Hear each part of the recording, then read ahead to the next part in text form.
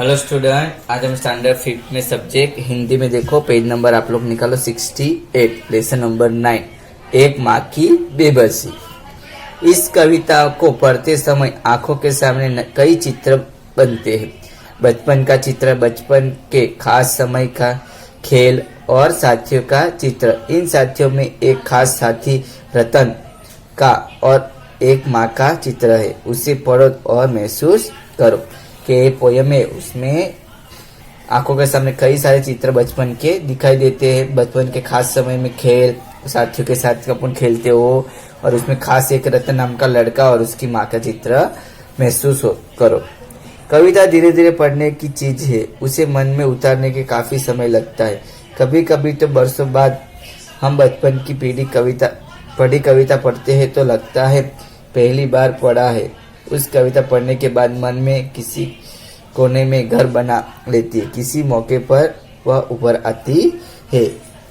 ये कविता धीरे धीरे पढ़ने की चीज है और उसे मन में उतारने के काफी समय लगता है।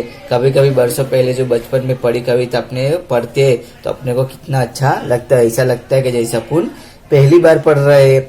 कविता पढ़ने के बाद मन में कई कोने में घर बना लेती है और जब मौका मिलता है तो वो अपने को याद आती है।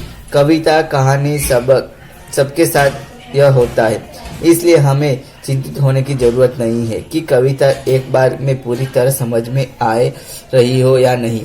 अगर उससे सिर्फ एक चित्र ही उभरता है तो वो भी कविता कामयाब है।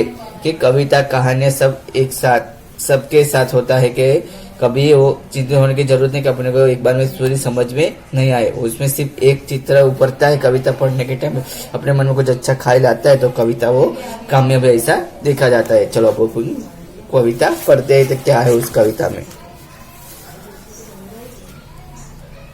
न जाने किस अदृश्य पड़ोस से निकल कर आता था वह, खेलने हमारे साथ रतन जो बोल नहीं सकता था।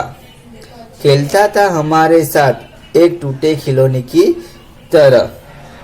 देखने में हम बच्चों की तरह था, वह भी एक बच्चा, लेकिन हम बच्चों के लिए अजूबा था क्योंकि हमसे वो भिन्न था।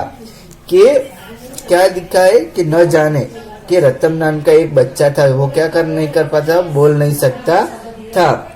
तो पता नहीं वो कहाँ से हमारे पड़ोस से यानी कहाँ से निकल के हमारे साथ वो खेलने के लिए आता था और वह एक टूटे हुए खिलौने की तरह था क्योंकि वो बोल नहीं सकता था, कुछ कह नहीं सकता, इसके लिए ऐसा बोला गया कि टूटे हुए यानी वो कुछ बोल नहीं सकता था।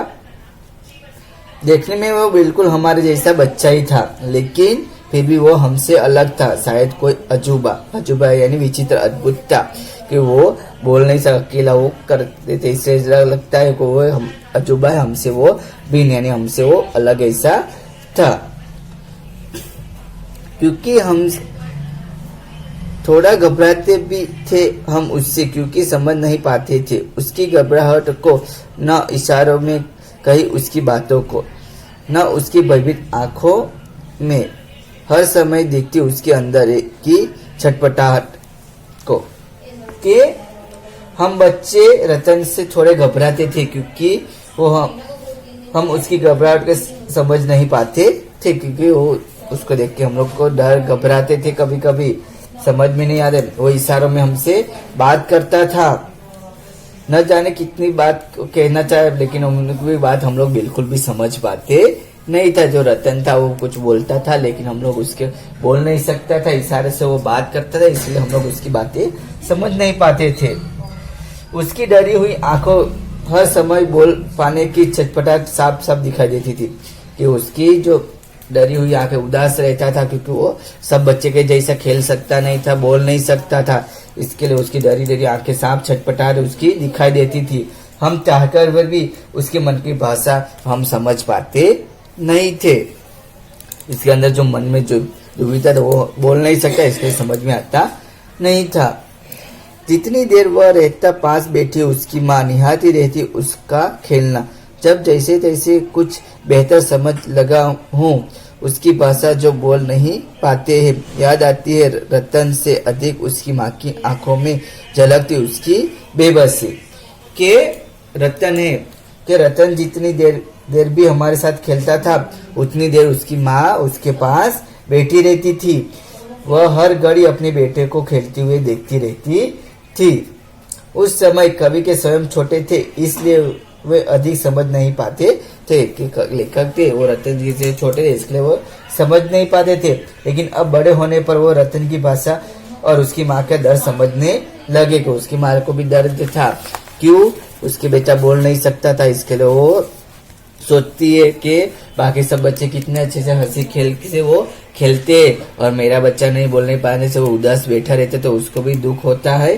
तो तब लेखक छोटे थे, इसके लिए वो समझ में नहीं आता था। लेकिन अब बड़े हुए तो रतन जैसे कोई भी लड़के को देखती है तो पता चलता है कि रतन को कितनी परेशानी होती है, उससे ज्यादा उसकी माँ को कितना दुख होता होगा।